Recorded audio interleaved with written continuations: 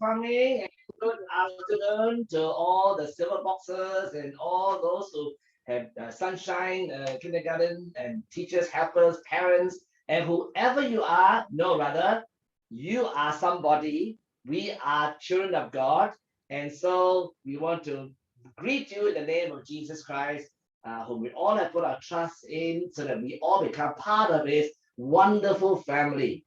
So again, let me also wish all those who are actually in the teaching profession, or as parents, you are also teachers, an advance happy Happy Teachers Teachers Day. Day, because today is the second last day of August. Yeah, we're coming to September. All right, so everybody wave, come on, yeah, show that you are happy. It's the Lord's Day. All right, I hope you have had a wonderful worship, and soon you all will be going back to on site. Yeah, but not the children yet. That will akan datang coming soon. So we are so privileged once again to share this time with you, and really want to thank God.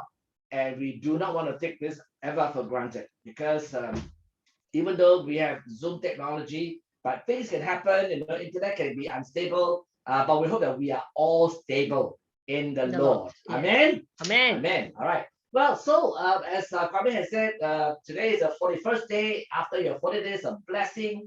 Now we want to know how to bless the children in terms of having a heart-to-heart connection or connections with children. So whether it's your own biological children or your spiritual children or those in the community, we hope that we can cover most of that. And well, this is heart to heart. So it's from our heart, from the Father's heart, and to all of our hearts, and through your hearts to the hearts of the children. So we will be using, well, this is as usual in the ways that both Cynthia and I have been teaching. Some of you will know that we love to use acrostic. That means, a word and then the first letter of the word, uh, having a phrase that not necessarily will connect to the next letter. That will be more acronym or abbreviation. So with the word love, all right? Love, and we will then explore the essential elements of better connection with children. So allow me to then introduce our session. To better connect, or to connect better with children, we believe that you're already connecting with your children, but it says that you want to connect better or more fruitfully or meaningfully. You need, and I need, a positive relationship, your positive relationship among a few groups of people. If you look at the slide there, you've got parents and students, or parents and children. I mean, they are students in either your Sunshine Kindergarten or your church silver boxes, and then the teachers, and whether they are full-time teachers, half-time, all the time, voluntary, but you are teaching, you are ministering God's word, and then the church which you represent, and the schools that they attend.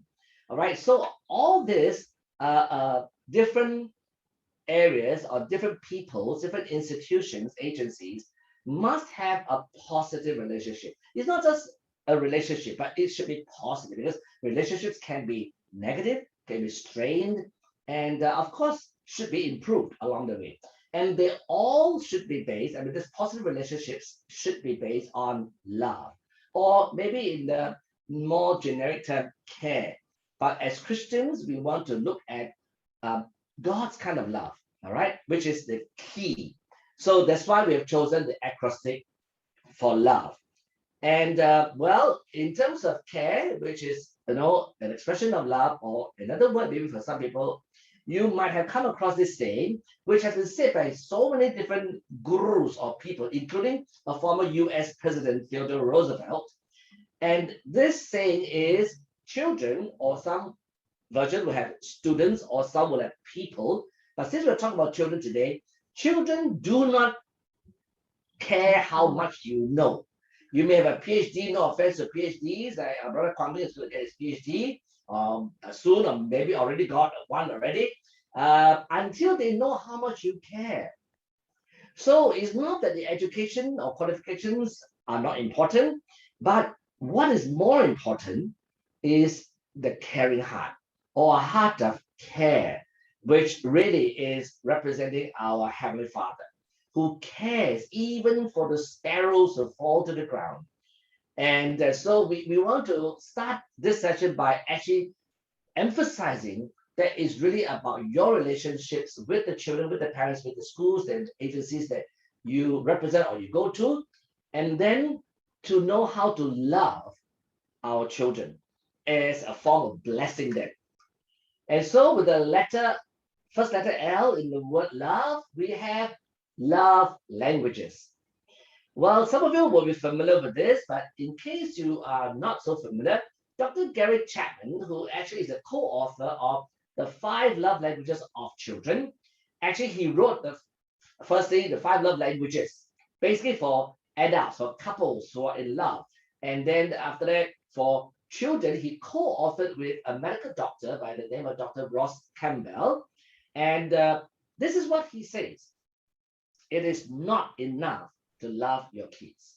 Sure, as parents, as teachers, those who are called into the ministry, we should love our kids. But he says it is not enough because a lot of times we don't know how to communicate that love to our children or a particular child so that he or she genuinely feels loved. A lot of times we give them only head knowledge and we actually don't concern ourselves or care about how they feel. And so this is not just to have some emotional hype, but really we all have emotions. Isn't that so, Cynthia? Yes, we all have emotional needs. And so, some other authors will say, every child, every person has an emotional tank. Just like a car needs to always have the tank, the petrol tank or the gas tank filled up, all right? And not just wait until it is E, E stands for not empty, E is enough to get to the next petrol station, all right? But sometimes the next petrol station may be so far away and then you really get stuck on the road.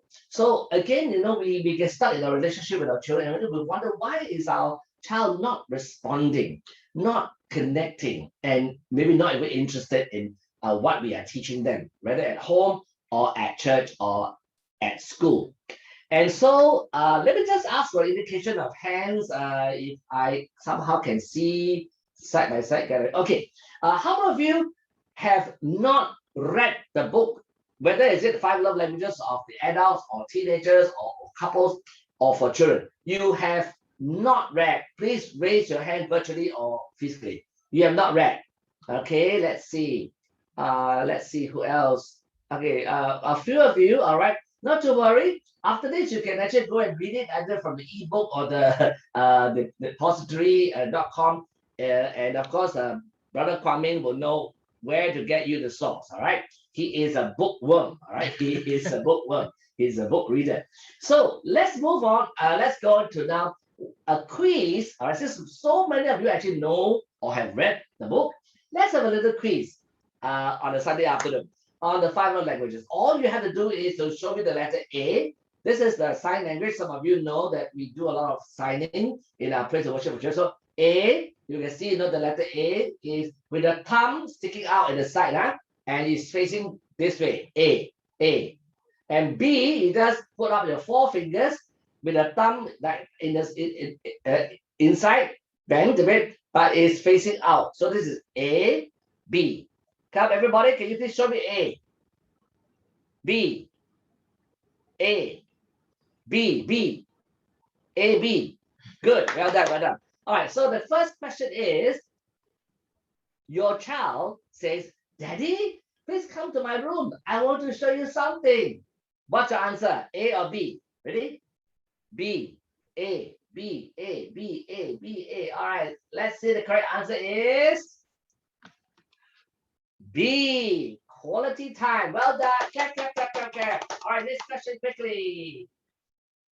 Your child may beg you to tie his shoelaces for him, although these days we use Velcro tape a lot. But let's say those days we have got shoelaces. Fix a broken toy or fluff his pillow. A or B?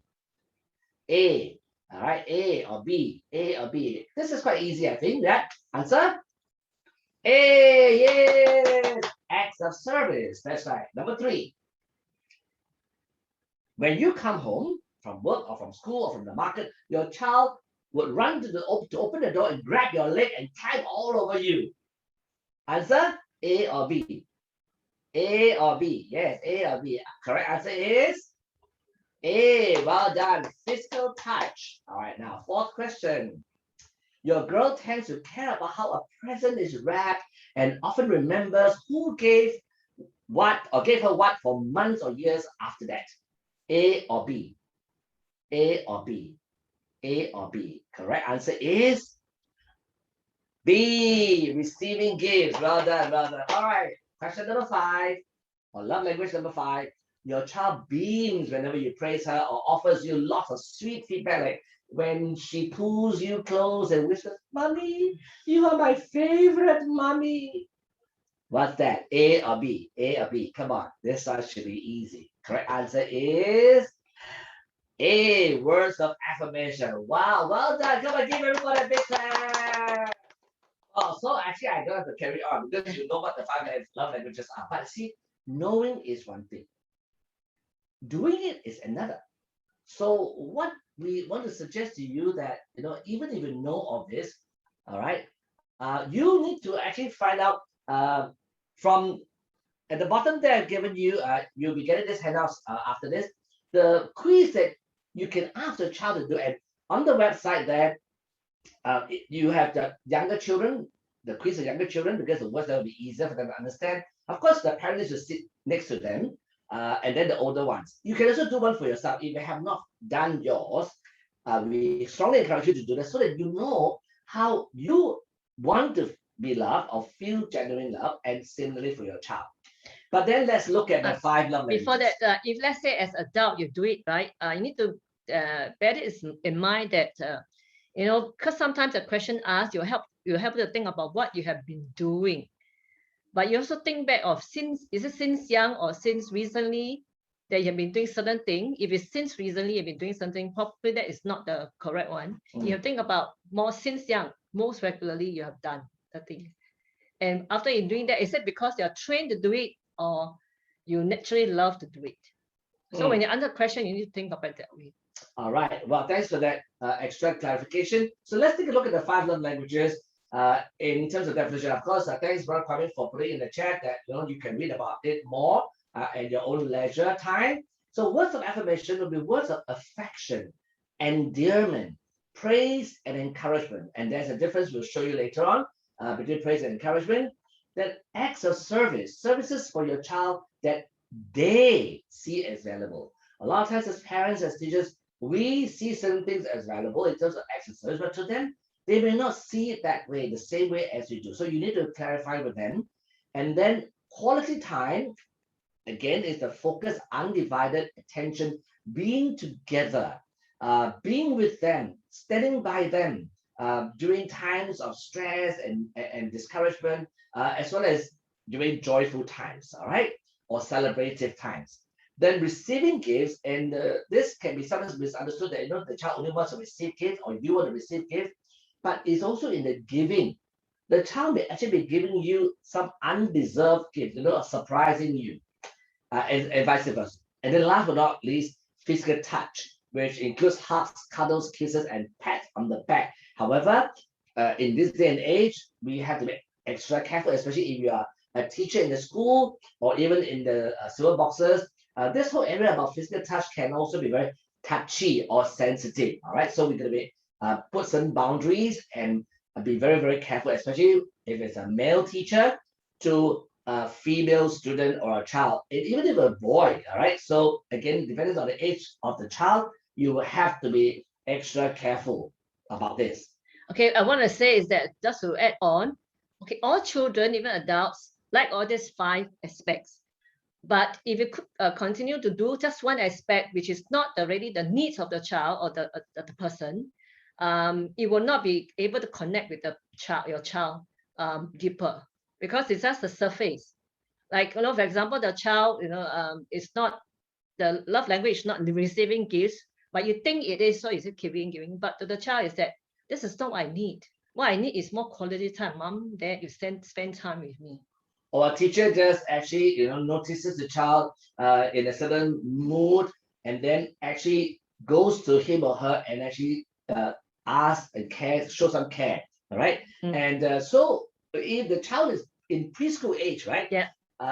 Then you really, as a parent or as a teacher, you need to do or show all the five because they're still young. They're still, working out as to what exactly is what we call or what is being called as the primary love language. So out of the five, usually one, will score the highest, if they do the quiz.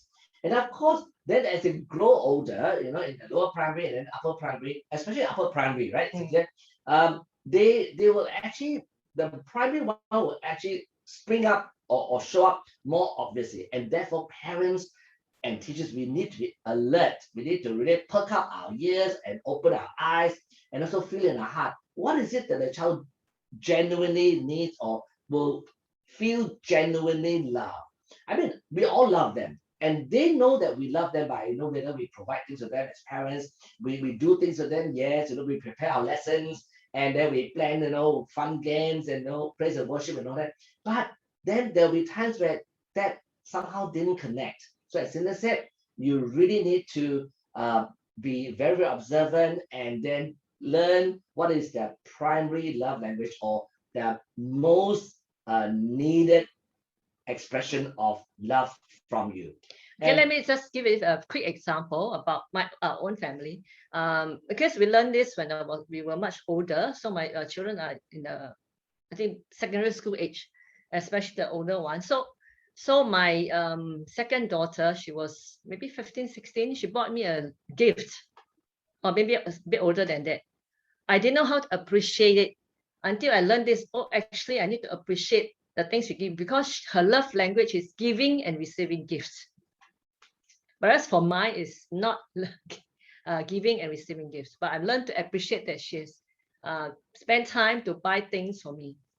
So please, this example that she's brought up, Cynthia brought up, for parents and teachers, don't wait until your children grow up to become teenagers, right? Because now, although you may have some teenagers, and that might be a good reminder or tip for you, right? But for those of you who still got young children or younger children, well, begin, all right, to really explore with them and then express your love for them through these five love languages. But of course, you see, there may be other ways of showing love. So, but this will be a very good foundation to start as well as to continue on. Now, let me just highlight a little bit about physical touch, which includes the hugs. Again, some will think that this is very westernized culture or practice, and then the Asians, feel shy, like just now Kwame said, he's an extra introvert, but he can become an extra extrovert for your sake, all right, in terms of speaking up front. And so if you look at the slide, actually, you find that this is very scientific. Of course, some will say, oh, this is based on scientific Western literature. But I want you to just take note of this, all right? If your child's primary love language is physical touch, again, I have already qualified between the genders, especially if you're a teacher, then you realize that actually it does strengthen the immune system. It does make us more patient. It actually is a perfect treatment for stress and anxiety. And these days, our children and ourselves all get stressed, right? So come on, give mommy a hug, give daddy a hug. Of course, teachers, I mean, if you're stressed at school, don't end up hug the students, huh? And then that you may get into some kind of trouble. But it builds self-esteem, which is so important especially in our children. And then it actually produces, now this is very, very biological, this particular dopamine, all right, yes, dopamine, I think not dopamine. I'm thinking of Dora the fish. No. Dopamine is a source of good feelings and motivation. So if you see that your child is not very motivated, maybe a pat on his back or shoulder might actually do him a lot of good. And then it helps us through painful or stressful situations, especially if there's a loss of a loved one or someone is grieving. A pat on the back or just a side hug. If you feel that the child is older already, a side hug will do. Of course, this is with COVID-19, it just do fist bump, right?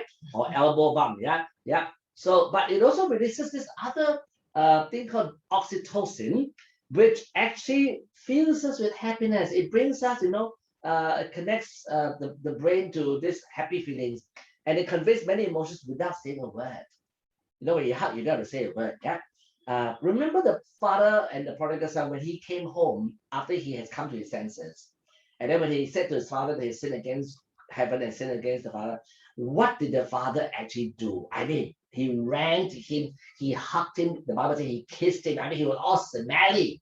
All right. But the father kissed him, hugged him. And then, of course, told the servants to do, give him the best and all that. So it's a combination of both physical touch and also words or acts of service or words of affirmation. Then, of course, finally, as it balances the nervous system, so this is connected to the stress and anxiety, and it is a strong display of love and support. Well, so I don't know about you, but for me, even though I come from a very Chinese family, actually, I mean, my father was from China, by the way. So, but my mother also born in Singapore. I mean, we're Cantonese, but yet I learned this from my own mother. Maybe because she was an ama, those days, and she worked for some Western families, and so she has seen them hugging, and then we hug at home. So for us, yes, maybe because we're trained in Canada, or but even that, not everybody hugs. But we do believe that when we found this scientific evidence, we feel that we need to show some form of physical touch of proximity, but we have to teach our children about good hugs and bad hugs. That means when they feel that he or she is being pressed, especially the girls, as they're nearing puberty age, of course they may shy off even from their own father. And so as fathers, some of you, again, be very careful, say, why, last time you were very young, you used to hug daddy. But just be very, very careful, all right? When they feel that, oh, no, I don't hug so much, then do a side hug, all right? Do a fist bump and all that. So some form of physical proximity. All right, now, some of them may not be ready to hug, especially if they're being down or being discouraged after they didn't perform very well at school, for example. So we want to suggest to you that the environment, the setting, the place, and giving them the space is important, whether it's at church or at home. And the Bible tells us in Proverbs 17:22, a merry heart does good like medicine, but a broken spirit dries the bones. Some other translation has a cheerful heart or a joyful heart. So let me see all your cheerful hearts. Or smile. I mean, it must come out through the smile, right? I mean, of course, somebody can fake it, but you cannot fake your joyfulness for too long. Yes, you see, look at Kwame, all smiling, all right? But of course, we're going to be true to ourselves, and the children can actually spot the difference, really. If they see that the mommy or daddy is a bit, not too happy today, or the teacher for that matter. But, we always need to ask the Lord for the joy of the Lord, because he promised us, right? In Nehemiah 8:10, the joy of the Lord is our strength. And so I want to just offer that to you. Please have some, moments of humor. Yeah. I mean, some of you are not jokers, all right? But you can always go to those joke books, or go onto the internet and look for kids say the dumbest thing, and then you just share it with your child. And we have one, right? Yeah. About what was it that we said that it was so funny? The three person. No, 3%. No, not now. Okay, no, not now. But again, there's one author. He's a pastor. I mean, Reverend George Ong. He's written quite a number of books on humor, and some of our children, in fact, when he went to our children's school when they were in private school, and he shared with them some of the jokes, they came back and said, "Daddy, do you know this pastor? He's so funny, And then we said, "Oh yes, I've heard of him, but I don't know he is come to preach in our church." And so we even bought one or two of his books for our children. So you can do that. All right. So have some light moments. All right. Thank you. All right. So that's about love languages, and we can go on for the whole session, but we have got 3 more to go. Words in the letter, in the word love. All right. So Cynthia, over to you. Next one is openness. Now when we talk about openness, we refer to positive communication with your child or your student in class. It means that you are available to attend to and listen to him or her. What do we mean by that? Let's see. It means that when we listen, more importantly, we listen carefully to them as parent or teacher. This is the key. Listening is the key. If you really want to connect with your child or student and understand his or her heart. right inside, right? His or her negative or positive feelings. Positive is easy, negative sometimes is harder. If the child is so close up, doesn't want to share with you. So only when you really connect with him or her, he or she will share with you the thoughts or what affect his or her choices. A lot of times their choices can be affected by their own thoughts, feelings, or it can be affected by friends around them. So we want to know that how their friends around them, or even what the teacher says, has affected their choices. By doing so, you'll be able to re-establish your child's self-esteem and relationship with you, especially after he or she has been crushed by life pressures or sometimes miscommunication with you. It always happens, whether at home, in school, or even in church. Sometimes when you try to say something, your child may not hear you correctly. They may get angry or feel sad, but not saying anything about it. The Bible tells us very clearly from James 1, chapter 1, verses 19 to 20. My dear brothers and sisters, take note of this. Everyone should be quick to listen, slow to speak, and slow to become angry, because human anger does not produce the righteousness that God desires. Sometimes if we are too fast in our speech, very likely will get angry easily. That's why I have to be very quick to listen carefully before even we say. As we listen, we slowly go through our thoughts and knowing what actually is affecting our feelings or our thoughts. Because if you are not aware of it, chances is you get angry if things that your child said or someone else said you are not agreeable to. So that means actually shut up now. In fact, actually, if you look at the word listen, the word silent is also in the word, it's same letters, all right? You just play it around, you get the word silent. So, that's right. Of course, like the Bible says, there's a time for everything. The time to speak, time to listen, time to be silent. All right. Just like many of you now are silent or you're muted. Thank you so much. Okay, you can see this picture, right? The mother talked to the child and the father talked to the child. They have eye-to-eye contact. So when you talk to your child, you need to have eye-to-eye contact.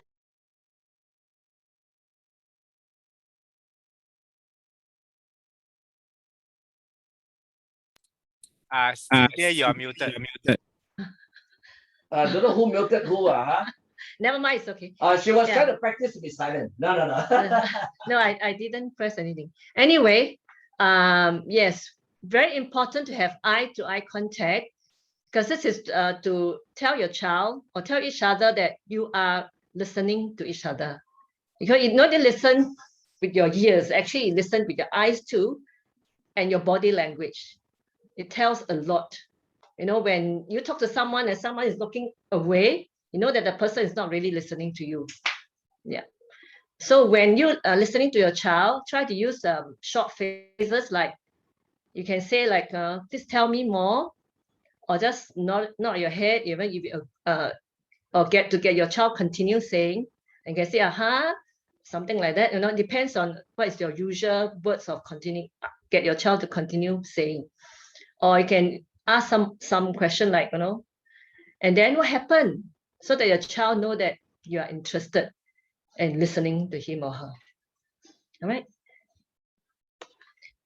Of course, here also mentioned that when we listen to our child or children, we need to try to smile. But I know if it's a very serious topic, it's a bit harder, but try your best, right? And show your affection with your child. Okay, what happened? Well, so these will let your child know that you are really interested.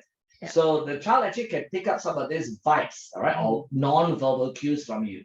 Yeah, there's okay. So when you talk to your child, or when your child is speaking, try to avoid laughing at him or her, or commenting on what he or she has said, or even if it seems silly or funny. Let me Oh. give it an illustration. Yeah. That's why Yeah. I wanted to jump the gun. And then she said, no. Wait for this moment. Okay, I for you get who it. can understand Chinese, this boy, when he was maybe 5 or 6 years old, in the kindergarten, the teacher in Chinese teacher asked him to do 造句. That means Form sentence. form sentences. Yeah. Form a sentence. Form a sentence. So the 造句 word is 游泳. Swimming. 游泳. Yeah. Swimming. Then he said, because he didn't learn a lot of words, so he know of all these few words. And so actually, his family speaks more English. yes. I mean, so he said, 香蕉不会游泳. banana doesn't know how to swim. And that's the direct translation. So now, if your child comes home and tell you, or if you are the teacher, I mean, you can get angry, you can laugh it out, but you really have to hold your horses as well, because it is factual. He is not wrong. Bananas don't swim, can't swim, right? And so that to you may be very funny, but to that child at 5, 6 years old, he was being very serious and he got it correct. And how can you laugh at him, right? So when you laugh at him, what will happen to the child? What will he feel? Yeah, if let's say the child has taken some courage to tell you something he or she has learned, but then you were laughing, then he'll be wondering, what are you laughing about? I'm trying to tell you something I have learned.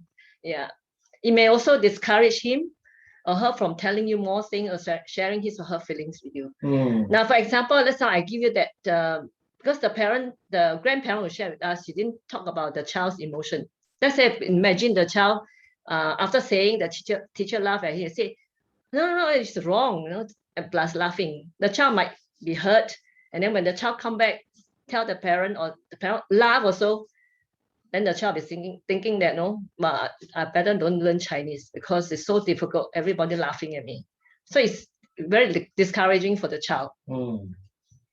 We have another scenario. Let's look at another scenario. Okay, now just now Kwang Ming has asked you to bring up a piece of paper and pen, right? So I will share this scenario with you for you to think about it. Okay, imagine a scenario when a child is telling his or parent, his parent a problem that made him angry. The parent interrupted the child without listening to more details. The parent tells the child straight away what he should not do. Now, if you are observer in this scenario, that on your paper, you just draw a heart shape. That is about, okay, just draw the eye. One part you draw an eye. What do you see on the child's face? You can draw, you can say, write the words. What do you hear? You draw a ear, picture of ear. What do you hear? What will you hear the child say? Or what do you hear the child say? It says. And feel. What do you feel for the child? So all right, we the did feel the part is heart shape. The see part you draw eye. The hear part you draw ear. The feel part you draw heart shape. Also draw 3 pictures. Yes. All right. Yeah. Got that? Oh, be careful, little eyes, what you see.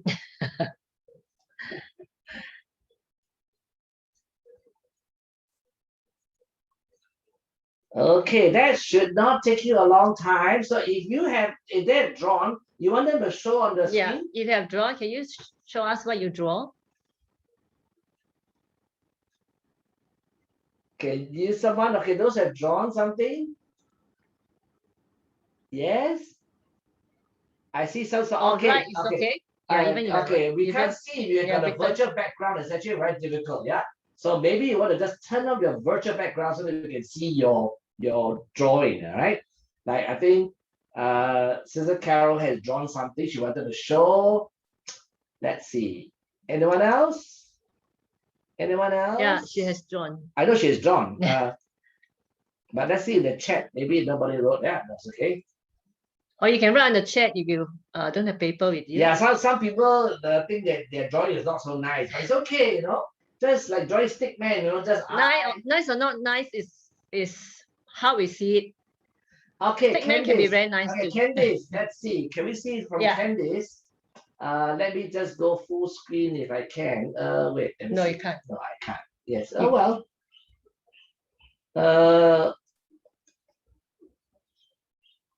Candice. Okay. Well, sorry, I can't really see because maybe your, I mean, I can't see. So if you could just unmute yourself, Candice, unmute yourself, and then just tell us what you wrote on the eye, the ears, and the heart. Thank you.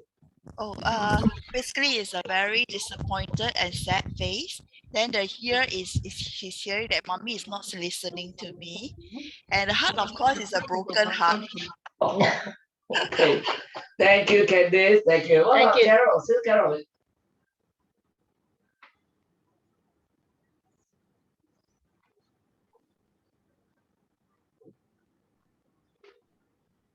Okay. Yes, Yes, yes. yes. Okay, mine is the eyes are open, waiting, like expecting. Mhm. The ears is like because it's the parent is not listening, right? So Yeah. it's like the wish of the child. Yeah, but I think for me it's still the child is still loving the parent. Okay. What about Thank you. feeling? The feeling is still loving. loving, still Okay. loving the The child. heart. Okay. Thank you. Yeah. Any others? Let's see. One more, maybe one more. I think is that Sue. I think Sue looks like she's ready to share. Sue, as you, yes. I think the kid, see, I do this a few times to my kids. So I know what they say and see. My kids have been very frustrated with me, and I will hear them say, "But mommy," and then they get angry at me because I didn't listen to them, and they feel a lot of injustice. Yeah. Thank you. Thanks for Thank you so sharing. much. Yeah. Thank you for being so honest. Yeah. Thank you, Sue. Yes. All right. So there can be so many things that we can observe, right? Yeah. Or see on their face, on their in their eyes. Actually, I mean, this one you can do it as your own practice. This is to help us to be aware of our what our children might feel, hear, and see. Right? Actually, when you do this, you can also help your child to learn from this. Sometimes, mommy also in that situation. When you come back from work, maybe your boss has given so much thing to do. You're so frustrated. You were not able to complete it. So you came back heavy heart or feeling very stressed. So when your child talk to you, maybe you may not respond the way the child expected. So you can also do this with your child. To say, no, what do you feel? What do you see on mommy's face? What do you hear from what mommy say? How do you feel for mommy? Oh, what do you think mommy is feeling? Yeah. Right. Yes. You can do it both ways. So it's a practice for both. So we help each other to recognize our own, be aware of our feelings, our emotions, and our thoughts. But let's say if you're a teacher, whether it's in silver boxes or even in the school or kindergarten, I mean, there are times, of course, to be strict. But, you know, there are some children in our experience where Uncle David or Auntie Cynthia can be strict, but they're fun to be with. So they will know it actually when we are, in a sense, upset with them. So we have to be open to them also. And not hide and not put a mask as it were. Although now we got face mask, but so we cannot really see. They cannot see. But you know, once we go back on site and we can remove our facial mask, especially we are teaching up front. You know how we connect with them. You know through our eyes and what they see. We gotta put ourselves in their shoes. And what are they seeing in our eyes? What are they seeing or what are they hearing from our mouth? Are they words of care, words of comfort, or even eyes of care? And you know, although they cannot see our heart, but you know, they can feel. Everyone is an emotional being. That's how God wires us. And they can actually feel the love that is in the room, in the classroom, and through what you do, how you present your lesson. So we need to learn to do that. And similarly at home too. All right. So let's say, you know, the children really get so upset, and then we will just sit down, you know, during our teaching, we just sit down in front, and then we just keep quiet. And we just look at them, not fiercely, you know, then we don't want to scare some of the younger ones off, but we just sit down, but neither will it just ha ha ha ha. We won't do that. So we have to learn, and over the years we have learned to be funny but yet firm. And so I know it's a hard thing to do, but you just have to ask the Lord for wisdom and creativity to do that. And Then some of these older kids will start to shoo their friends. Mm. Shh, shh, shh. Then they whisper, and then you can sense that they're thinking, hey, Uncle David is angry, or Auntie Cynthia is, I don't know why she's quiet now. Did we do something wrong, or what? So don't be afraid to have silence or pause in your teaching and in your connecting with the children. But don't pause for too long, because otherwise they think that you're out of breath. They call, for first aid. All right. So again, we just want to share that with you. Yeah. All right. What about the next thing about Yeah. being open? Yeah.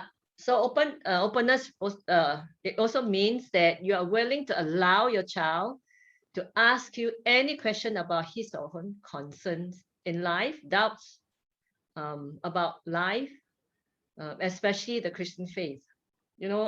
Especially when they are from 10 years onwards, they will ask a lot of questions about faith. Yeah, I ever come across one child, 12 years old.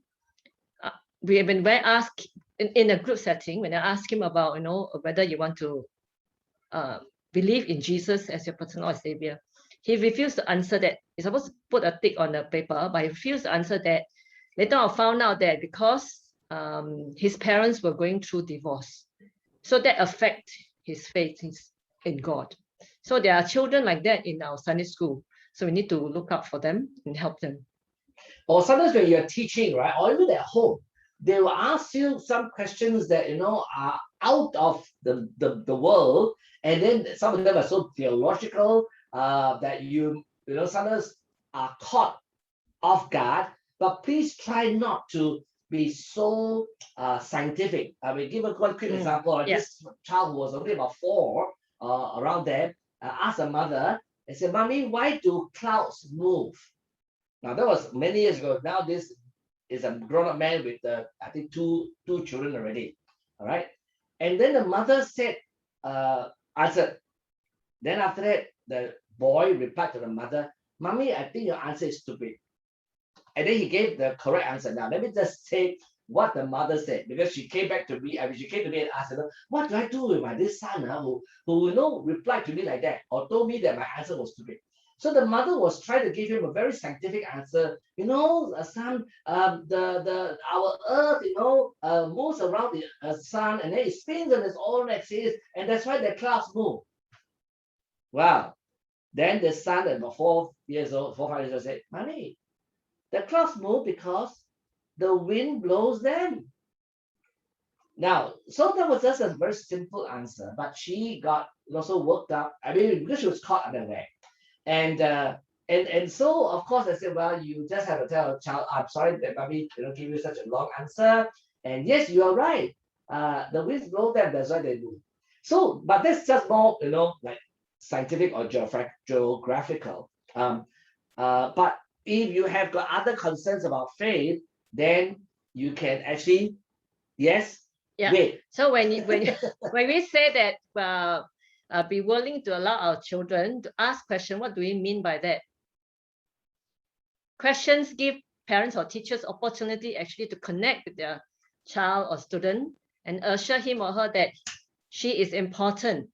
Any question, the question may be very simple, but once you attend to the question, they know that they're assured that you see them as important, not just push their question away. Now questions, just now David did give you the illustration. Question, when you answer question, we need to answer it in age appropriate way and as objective as possible. Now age appropriate way, like for example, like the 4 years old or 5 years ask a question like that, you don't need to go into so much detail. Make it as simple as possible, they can understand. Although I know now having back to early childhood, right? I know some teachers, they tend to give a lot of information to the child. So your child may have a lot of information, but may not understand what those information are. So it just makes it very simple to have yourself help to clarify some of the things that he's learning in school. And then never be afraid, whether as a teacher of God's word, although we need to prepare our lessons and all that, but because we're all at different levels of spiritual maturity and understanding of scripture, do not be afraid to just say, "I really don't know the answer, but I will find out." So you please make sure you honor that response and say you will find out. And but please don't just find out from Mr. Google, because not every answer from Mr. Google is accurate. Yes. Let me finish. When I say as objective as possible, I mean that especially if they are 11, 12 years old, they hear so many things outside. So some of their value may be confused by the world or by their friends. Okay, this is the topic that we've been talking about. Even this morning, our preacher, preacher also said a little bit of that about the LGBTQ issues. So, some parents are very open. They said, we need to accept them as who they are, even whatever they are doing. So your child may come back to you and talk of things like that. So how are we going to exercise? We don't straight away tell a child that, no, you don't agree with what they say, what they are doing is wrong. We don't straight away say things like that. Discuss with them and help them understand what does the Bible say. And then when they understand what the Bible says, they will know that the action is not accepted by God. But they are so created by God, so we love them as a person, right?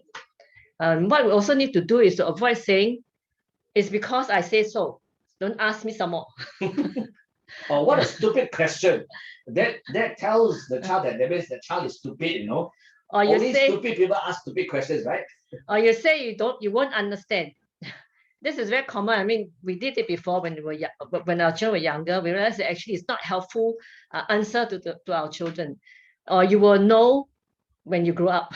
Yeah, so We should avoid saying all this, even though that they won't understand. You make it simplified for them to understand. Because you just tell them they won't understand, you will give them a lot of more question mark in their mind. in fact, they may even come to the conclusion that you actually don't know. And that's why you just give that excuse to say, that I don't understand. Maybe the child may think that you actually also don't understand. So again, that can be all this confusion that goes on. But let's move on to the third thing about be open. Yeah. Then we can take a break. Yeah. Next, the third thing is that you are prepared to sort out the differences in opinion and value with your child or student, which I just have given you an example. But further on, I'm going to give you some tips for sorting out the differences. Firstly, we did go through a little bit of the exercise about the scenario. So be aware of your own emotion, whether you're feeling angry, frustrated, or fear. A lot of time when we hear something that we are not happy about, is either anger will come in, frustration, or fear. Fear actually is one of the main thing that affect us, especially when if let's say your child come back to you and say my friend asked me to do this, so where your fear will come in. What if my child is involved with this thing, like illegal thing, not only he will get into trouble, I also get into trouble. So you will entertain fear rather than think about way to help your child understand why is doing that is wrong. Next one is to clarify with your child or student what you have heard by asking questions which enable him or her to explain or clarify to you. Yeah, this is very important. Ask question, right? Ask question that help you to clarify. Maybe can I just clarify with you, Cynthia? Yeah. When you say ask questions, ask what kind of questions? Like we have this thing called closed-ended questions, open-ended questions. Yeah. Well, sometimes it depends on the content. So you can ask closed-ended or open-ended. Both you can ask. For example, like, your child said that, this is maybe a bit extreme. It may happen before. Let's say your child come back innocently tell you that, my friend say that it's okay to take things, let's say younger one, take things for others, don't have to tell them. Then how are you going to ask a child? Maybe it could be, I'm just saying, it happened in kindergarten before. It's a child makeup story. It did not happen at all. Maybe something. So you have to ask the child. Ask your child this, who say this to you? And let the child tell you who say this. So that's a kind of a more close-ended, because it's just who, what, and where, kind of factual. Yeah. But if it's the more open-ended, is it, if you were to take something, or if somebody were to take the same thing from you? No, that is a different one. Yeah. Sorry. I got So it wrong. for clarify question is more of finding out the facts. Yeah. Because once you find the facts, know the actual content, then you can teach. If your facts is halfway, you don't know whether the child heard from someone or imagination or what, you straight away teach the child will not be able to hear the whole teaching from you. Let's say you read it from someone, then you can tell your child that next time your friend said this to you, you need to tell a friend nicely that this is not a right thing to do. I would not take things from people without telling them. Or asking them or for if it's just permission. or if it's just imagination, they say, oh, okay, you thought about this. Yeah, maybe sometimes things like that can happen. But do you know that is this right or wrong? When you take other people's things, don't tell them. Then your child respond. Yeah, it's a clarifying questions, right? When you so what David said is more of the kind of open-ended question is when you have some discussion or some interaction with your child, you want the child to have more open-minded to see something or to think a bit further of something, you can ask more open-ended question. For example, this is more of imagination kind of question. Like for example, after you tell a story, this story is about okay, let's say hungry at caterpillar, right? This is I just write this with a child. So why is the caterpillar eating so much? It's a story. Yeah? Then the child say, oh, because it's not really, let's say it's not really written there. The child will say, oh, because the caterpillar is hungry. But then you can continue asking, is it good to eat too much? That is open-ended question. Yeah. Is it? But then it's yes or no only, right? Yeah. It's open and not open. It's a broader question. Then the child say yes or no. And say, if your child say yes, right? Why is it good to eat for too much? Or if you say no, why is it good, not good to eat too much? This is open-ended. Yeah. All right. So similarly, the third thing that you want to, which actually leads to this, right? To help them understand your own views and your values as parents, as teachers, which are beneficial for him or her. Yeah. Especially when we're teaching God's word to them. Yeah. We want to bless them, right, with spiritual wisdom, spiritual truth.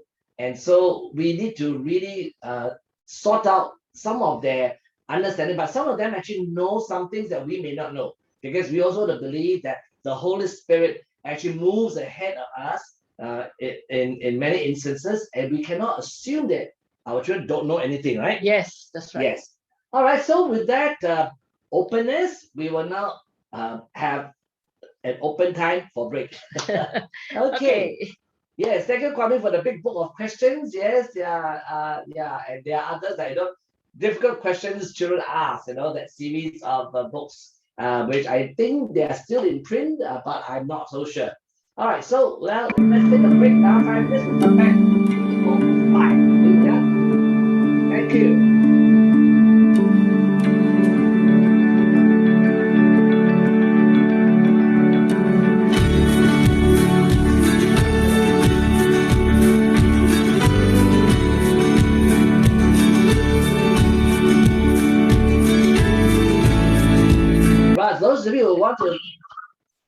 Those of you who want to munch whatever it is, it's okay with us. All right, yes. This is a bookshop. All right. You're comfortable at home. So we work, you shop. All right, you shop for food, and you already brought with you. Okay. So that was LO, which is love languages, and then O, openness. Now we go to V, validation. Now, what is validation? Validation is one way that we communicate acceptance of ourselves and others. In this case, we're talking about more acceptance of our child or children, all right? So validation doesn't mean agreeing or approving. It is the recognition or acceptance of another person or the child's thoughts, feelings, sensations, and behaviors as understandable. Now, this behavior, I will illustrate a bit more, because for some of us, they accept their behavior. If the behavior is totally wrong, this is not what we mean. This is just at the moment, not all the time. Okay, next. Now, when we talk, how do we do that? We allow our children to have their feelings so that they can learn, they're capable of dealing with them. So once we validate them, we tell them to about their emotions. Then they will learn the emotion words or feeling words. At the same time, they learn to know these are the common feelings that we have or normal feelings that we have. And they will slowly learn to deal with it themselves, right? You don't really have to fix them, rescue, or try to talk them out of their feelings. Yeah, unless the feelings already so bad that into depression, then we will think of way to how to help them sort out their feelings, not stay in that depressed feeling, right? So for validate a feeling, there's one example. I can see you are really, can say it really. If it's angry, say angry, or upset. So it's the words that you can use when you tell a child. After you say that, you keep your mouth closed or shut and have faith that your child can work it through. If this is just a feeling issues, we can just stop there. But if it is including behavior issues, we will talk about it a bit later. Let's just stop at here, thinking about how we can validate our children's feelings. So now when a child feels like this, okay, this picture, how would you validate his feeling?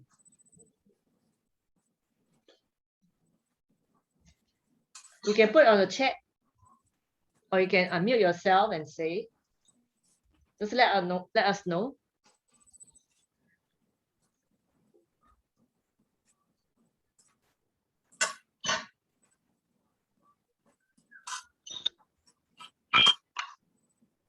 So maybe just to help clarify, when you say how would you validate his feeling, is that what would you say to him? Is it? Yeah, so what will you say to him?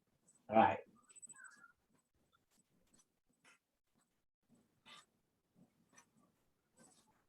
Okay, somebody said you notice that he's lonely.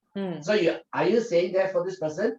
I won't mention name now. I think everybody can see that actually the chat is that you would ask the child, I notice that you are lonely. Is that how you say it? Or do you ask the question, are you feeling lonely? You may, but you can also say in a statement, yeah, I noticed that you are feeling. Someone said is something bothering. Yeah. This is I can ask the child question, but when it comes to feelings, give the child a feeling words. This child may not have learned any feeling words, so you can name a feeling words. Look at a child's expression or facial expression. So someone said, son, I can see that you are feeling sad. Or are you feeling bored? I thought I like, it's good to address, the son, or some will say darling, sweetheart, or call by name. Yeah. I can see you have something on your mind. Are you worried about something? Do you want to talk about it? That's very inviting, right? That's right. Well done. Yes. Any others? Yeah, someone say you seem to be upset about something. Yes, I can see that you are very sad. You can't go out with the friends to play because of COVID-19.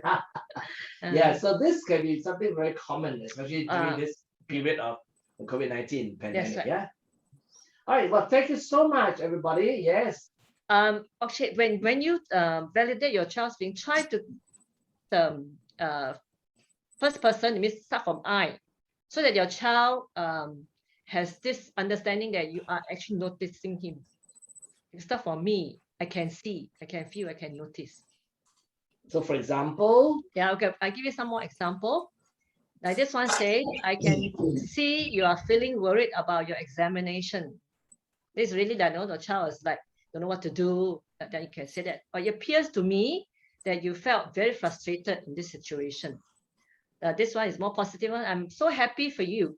You have worked incredibly hard on this. It must feel amazing. So when you talk about validate, doesn't mean that only when sad feeling or negative feeling or unhelpful feelings. It can be happy feelings, right?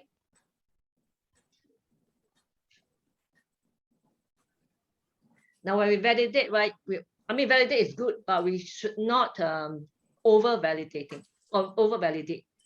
Giving validation after validation does not fix a behavioral problem, which just now, in the earlier part, we say that that the quote says that we don't have to fix their behavior. It's for that moment. But after that, if it says this behavior is really needs to fix, we need to fix.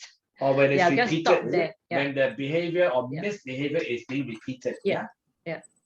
So validating your child or student allows him or her to feel what he or she feels. It helps him or her to calm down and prepare himself to listen to you. Now, if let's say your child come back to you or don't even say anything straight away, I mean, let's say for just now that example of that child sit there, straight away say, why are you feeling like that? Straight away cut off the connection and communication. So when you validate, just son, like just someone said, son, I can see that you're feeling sad. Then the child may turn to you and hear you. Actually, you are there looking at him. You're concerned for him. All right. So when you do that, in fact, with your help and support, guidance, your child and student is capable of working out solutions to their problems.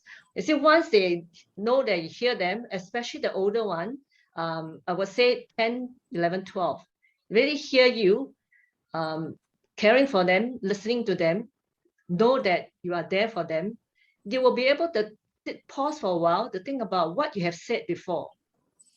And then they will slowly work things out. If not, when they are stuck somewhere, they may ask you, Mom, I have this problem. I have tried to work it out, but it just couldn't. Maybe you have can give me some help in this, or maybe you can help me. So your child will come to you if the child feels that you're really caring, you're listening to him or her, right? So we have this quotation or this quote from somebody, Yes, right? yes. L.R.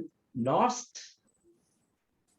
Yeah, when your child is having a problem, stop, listen, then respond to the need, not the behavior. The behavior can be addressed later after the need has been met, because only then is the door to effective communication truly open, which is just how I mentioned briefly. So from this quote, give us clearer understanding why we need to just stop, listen, respond a bit later. Okay. But, yeah. Okay, ready? Yes. Now, so we got LOVE. Now, before we show you the slide, can someone please, or anyone rather, type in what you think is another way of connection with the child heart to heart that starts with the letter E. Let's see some response, all right? Yeah. Can you type in empathy? Thank you. All right. That's a big word. It's more than just sympathy. It's really feeling what the person is feeling, getting into the person's shoes, as it were. Yes. What else? Okay, encouragement. Thank you. That's very encouraging. Thank you. What else? Somewhat E. Hopefully nobody says extermination. All right, that's it. Stop. Enough of this nonsense. Because some children actually say, some parents say, enough of this nonsense. So E is enough. Enough of your nonsense. Engagement, embrace, yes. Expectation. All right. Yeah. Well, be careful about expectations. Sometimes, parents or even teachers, we place certain expectations on our children, which they may not be able to fulfill. We will say a bit more later, yeah. All right, thank you. What else do we have? What else? Okay, any more? Thank you. All right. E for nobody says excitement. Okay. Well, the word actually is being covered by a number of you here. Whether is it encouragement or in this case empathy, embracement. Yes. Yeah. Actually, we want to offer to you this word empowerment. From this book by Jack and Judith Bostwick, both husband and wife, and both professors at Fuller Theological Seminary. And they have written this book way back in 1999. And right now it's already in the 5th edition. I mean, so that means they've been updating the information and all that. But one of the things that they talk about in this book about on the family, which has got a Christian perspective on the contemporary home, is this whole subject or this concept, biblical concept of empowering. All right. So here the definition given by them is that it is the active, intentional process of enabling another person to acquire power, or you may say control. Empowering does not necessarily involve yielding to the wishes of another person or giving up one's own power to someone else. In this case, let's say to the child. All right. So it's not about giving up your own power or just yielding to the wishes. That in parenting terms or parenting style terms is being indulgent. Right? And too much of indulgence is not good for the child. So the next part of the definition by the Bostwicks is that it is a process. So while we talk about heart-to-heart connection, from preschool to all the way primary school, and of course it continues on, although it will take a different mode or expression, especially when they are in the young teens or teenagers. It is empowering them in this process, helping them to firstly recognize the strengths and potentials within. Education is really to draw out the best. All right, is that the nurturing process, as well as encouraging and guiding them to develop these qualities. The qualities that God has instructed for us in His Word. All right, the fruit of the Spirit, for example, and all the what we call biblical values, which many schools actually have put together in their own school motto and the school values. In a very real sense, according to the Bostwicks, empowering is love in action. So again, it's back to love, all right, but caring and all that. So let's see what is some of the actions. Well, one of them, what you have put, the E word is encouragement, which the Bible tells us in 1 Thessalonians 5:11, although in the context of the waiting for the second coming of Christ, which we all are, whether you are children or adult or teens, therefore encourage one another and build one another or build up one another, just as you also are doing. So the question for us is really, brothers and sisters, parents, teachers, are we already doing that? If you're doing that, well done. If you're not doing that, please start doing, which is encouraging more than discouraging. A lot of times we actually send words of this, or say words of discouragement instead of words of affirmation, words of encouragement. And we try actually to catch them when they're doing wrong, rather than catch them when they're doing right. And we fail to actually build them up. In fact, we actually bring them down a lot of times.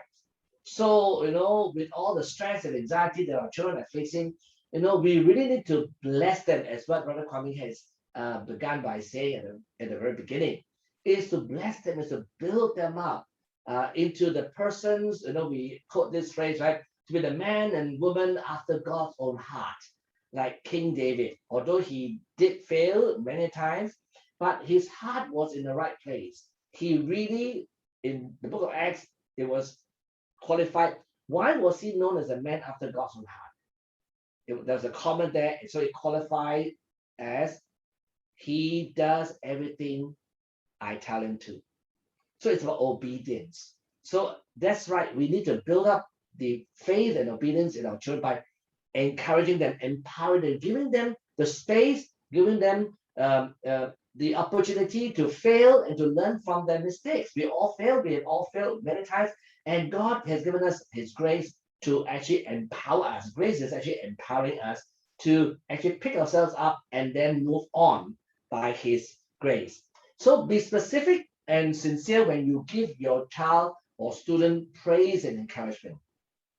So praise is usually in terms of their quality, their character, and encouragement is really more in that in their performance or in their behavior, what they have done. And so you must separate the two. So for the things that your child can control, that means really is able to, they're competent enough by that certain age. Praise the child, for doing that, or for keeping the toys in the right place, or for making your own bed, or for putting the towels in the right place and putting the clothes in the laundry. Whatever you have just as somebody expected them to do. All right. Of course, some of us have got domestic helpers, and all those things are done by the domestic helper. So what is that thing that your child is able to do by himself? All right, let the child do it, and then praise him for doing it. Don't say, that's what he's expected to do. No. And of course, the other thing is you're going to be very careful, not because he or she is gifted with some special abilities. We don't have time to go into children with disabilities. But those with got special abilities, maybe they're the gifted program, in the special school, they are doing Chinese as the first language, higher Chinese, higher math, So some of them are very capable, and so we don't praise them or encourage them only because they're gifted. Well, actually, we are all gifted by God. So number two is that when they make certain choices, this is where you encourage them. Wow, you have made a good choice. And I think this choice that you have made will result in this consequence of this result, or for their hard work. So they've done, sometimes for us as parents, we think, why do you make that mistake, and lose that 2 marks? You should get 100. Actually, I just listened to this talk by Mr. Edwin Choi, Center for Fathering, the co-founder, one of the co-founders. And he was sharing about this research that was done many years ago and written in a book by a Jewish, professor, and by the name of Nozick, yeah. So Robert Nozick, and he says that actually we are all born with an A. In fact, 80% or 80 marks of our lives are actually built in or inbuilt, all right, by God. So we actually begin by 80 marks, which is A already in the Singapore's school grading system. All right, even 75 plus is already A. So remember, children need support and encouragement all the time. So we're going to be alert. We're going to be there for them, as we've shared just now. Be very open even when they make mistakes, and not just when they have accomplished something praiseworthy. So even in the ordinary day, every Sunday or every Saturday when they come in for Zoom, the fact that they come into Zoom, the online service, we should be so encouraging. Oh, so good to see you, all right? And you can give them virtual hugs and what have you. All right, so certain things that you can praise them for also is that they can clearly change, like their level of effort or strategies that they use in terms of encouragement. Yes, okay, this is something that you've done well. Keep at it, go on. But don't overpraise. That's something which is not easy to do, especially in front of other people. We get so proud of our own children. I mean, it's not wrong entirely to be proud of our own children in terms of how they've done well. But once you compare their academic performance with another one, whether their own sibling or their own their cousin, you actually will do more harm than good for them. Actually, what I want to continue to say is that you go to that website there. There is parenting-science.com. Yeah, effects of praise. Actually, they brought out the negative parts of overpraising or praise children just based on their performance. When they did very well in the study, wow, you did so well and you get A and all that. Actually, in the study shows that even in Singapore, I read also about it, that children have been being praised for their work, academic performance and all that since young. So when they reach certain age, by teenage, they feel the pressure for not doing well. And if they're not doing well, it's like, it's the wrong thing for them to do, or is not pleasing their parents, or maybe, some even bringing about God, so not pleasing God. Not that they don't want to do well, but just that as they're growing up, some children, when they turn certain age, right, because of the hormonal change, you affect their study as well. So it's not that they don't want to perform. So because of that changes in them, they cannot meet that high expectation. They cannot understand their own body changes.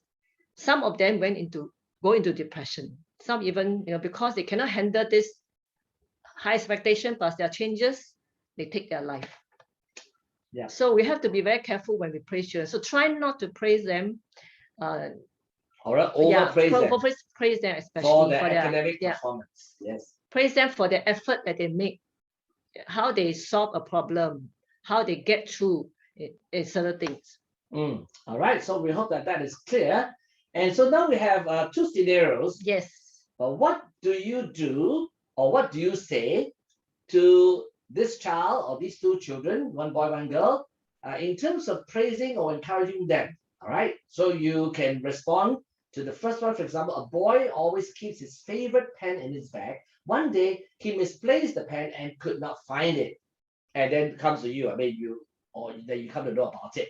Then scenario number 2 is that a girl often does not respond to you in class. So this is referring to more the silver boxes of the kindergarten teachers. One Sunday she comes, or one day in the week, she comes close to you and tells you that she has memorized a Bible verse. So what do you say? Some of you can unmute yourself.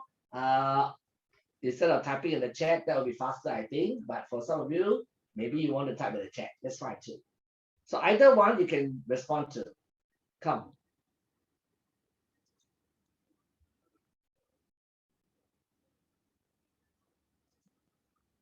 Yes, anyone? You can choose either the boy or the girl. Okay, I will say instead of typing. I Yeah, think that who's that, please? sorry, Sue. Yeah, sure, Okay. thanks.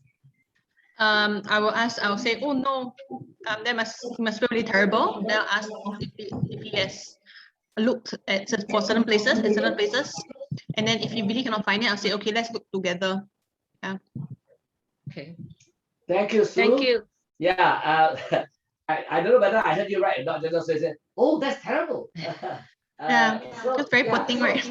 Yeah, it can be hurting, but it depends on the tone you say it. Oh, that's terrible, then that will be terrible.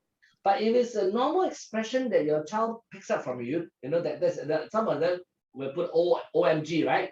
Oh my goodness, but please don't anyhow call God. Don't say, oh my God. Then God will answer, they say, yes, you're calling me.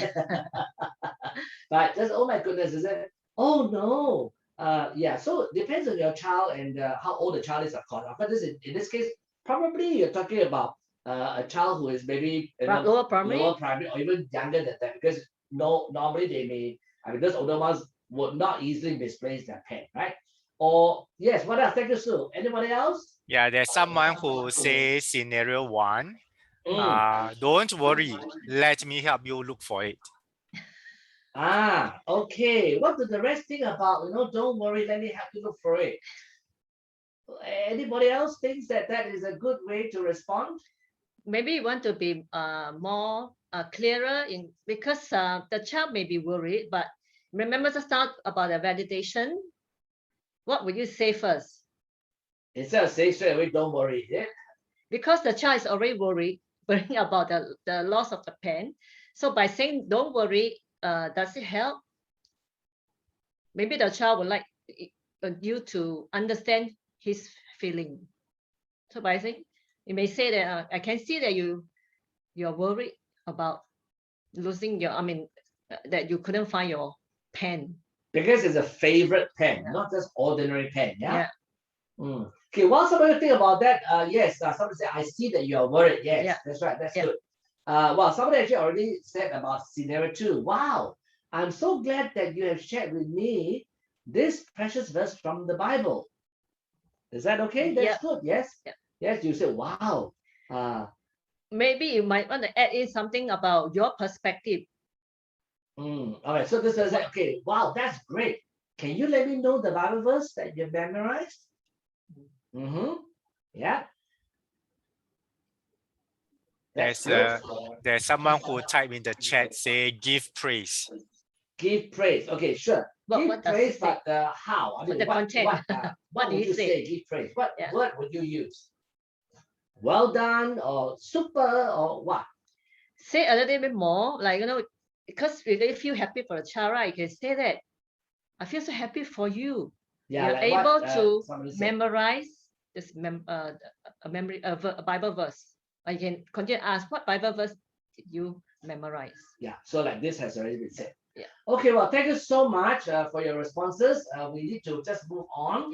Yeah. So basically, is that we need to spice or pace our comments or responses, and really, if that one about why I asked, what the rest is about. Oh, don't worry, let me go and look for it. Look for that pen for you. Now, remember just that we were saying that actually, if the child can control and is capable of doing that, that means looking for his pen, like what Justice Sue said, have you checked this place? And then after the child went again, then hopefully you won't say like I will myself, I have ever said that. Have you looked everywhere now? Don't be lazy, don't expect me to do this for you, it's your own favorite pen, how can you be so careless, go and look it for yourself. So balance off by saying that you now will do it for the child. Then it might then lead to the child next time, every single thing that he has misplaced, he will expect you to look for him. All right. And so that becomes what we call being over dependent, right? Yeah. On the parent or the teacher. So again, you need to balance that. And like someone said, okay, you go and look for it for another, maybe 5 minutes or this place or that place. And if you still can't find, come and tell mommy or daddy or teacher, I will then come and look together with you. Right. The other thing you can do is that, if you can start doing that, is that after the child come and tell you, right, you tell the child his feeling, they say, I can see that you're worried. You can ask the child, to say that, besides asking what have you looked for, all the places.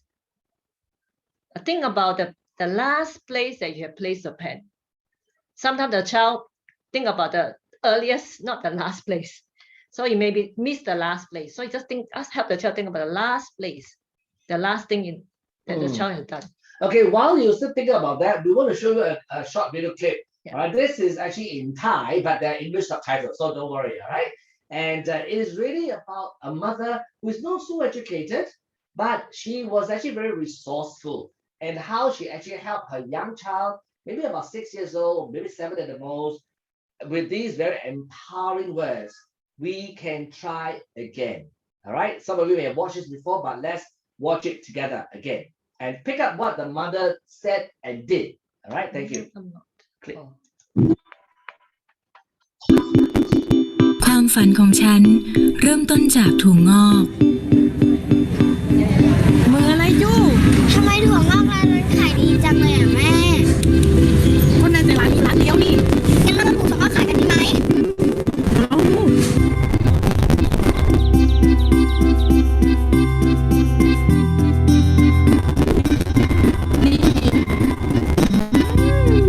ในตัวเร็วๆเหมือนถั่วงอกนะเราอะ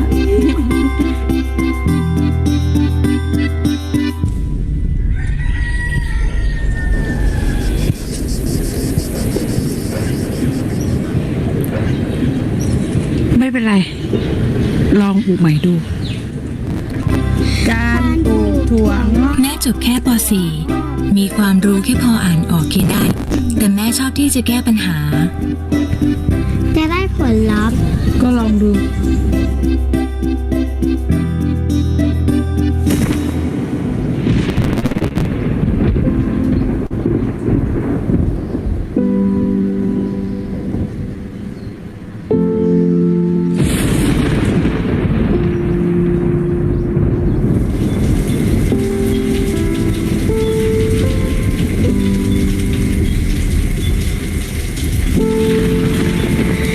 แม่เป็นอะไรร้องไห้ทำไม อะไร ไม่ได้ร้องหืม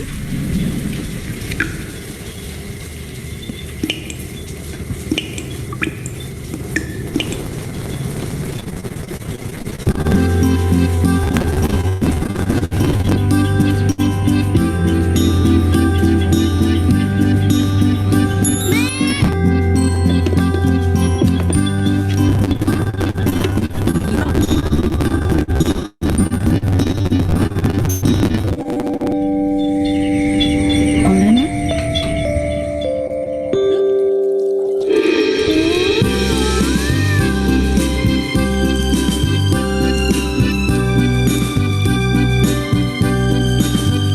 มันจะได้ผลเหรอแม่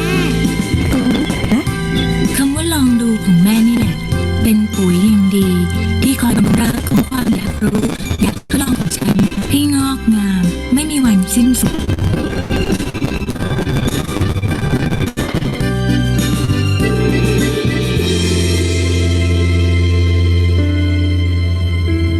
ลองมาปลูกอย่างอื่นดูไหม กำลังดู ดร.เนตรนภาแซ่หลี ได้รับทุนจากโครงการสารรักจนจบปริญญาตรี ปัจจุบันทำวิจัยอยู่ที่ประเทศสวีเดน แรงบันดาลใจจากครอบครัวสร้างการเรียนรู้จนจบสาร All right. So you see that the mother kept saying, we can try. All right. Of course, again and again, she said that. And then in the end, the child picks up that in response to when the mother asked, shall we try to grow something else? And she said, we can try.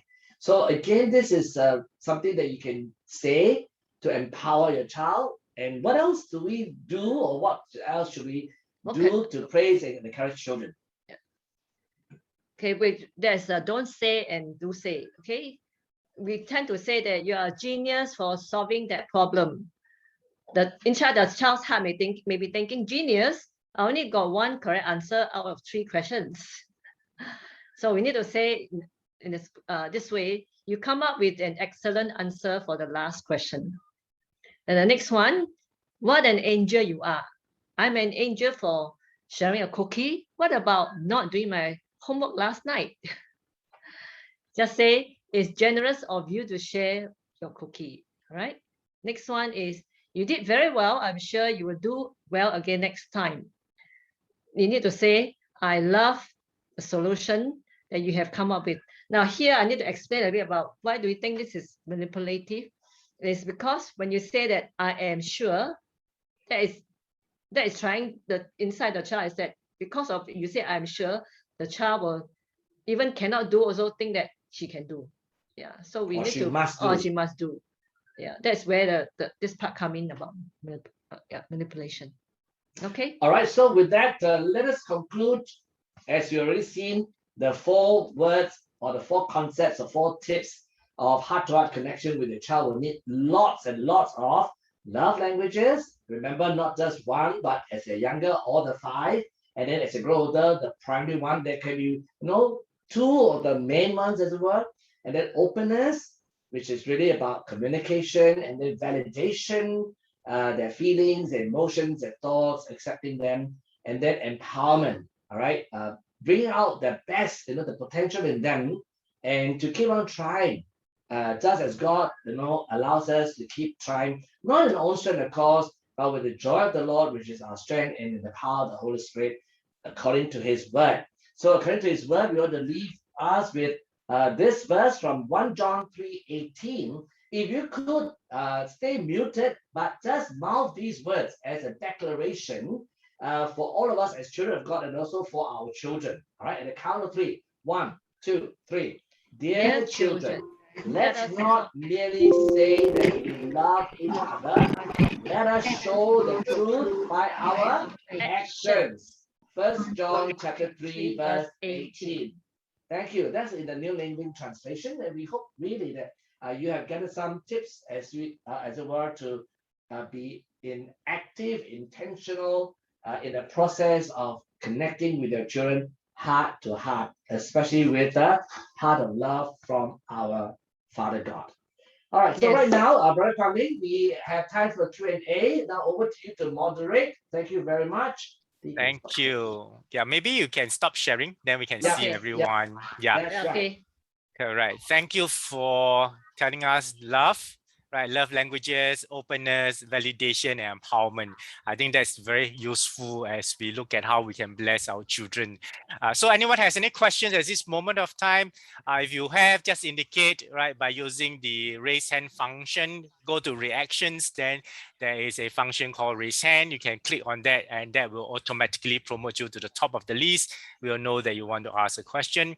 If not, you can type a question mark on the chat to me, and I will know that you have a question to ask, right? Or if you are too shy to voice your questions, you can type them in the chat also, and all the panelists will be able to see your questions and we can address your questions, right? So anyone?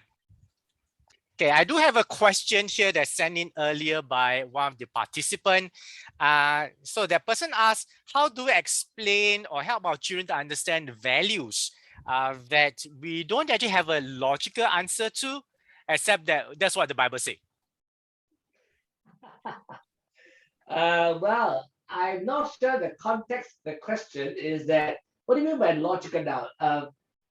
Probably like, you can't explain why this value is good or why you should have this value, except that like the Bible says so.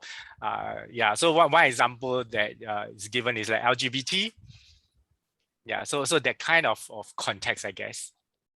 Okay, well, of course, as in LGBTQ, I believe, and I hope you all believe, that the Bible is clear about the homosexual practices, all right? Although within that whole group of SSA, there are different levels of activity. Some are just, strugglers, some are just actually following the crowd, some are actually not practitioners or practicing ones. So we need to draw the line a bit more clearly, of course, with the older ones. Now, let's say if we would talk about if the child says, why must I eat vegetables? The Bible never says you must eat vegetables, right? I mean, a lot of children, parents have this problem, right?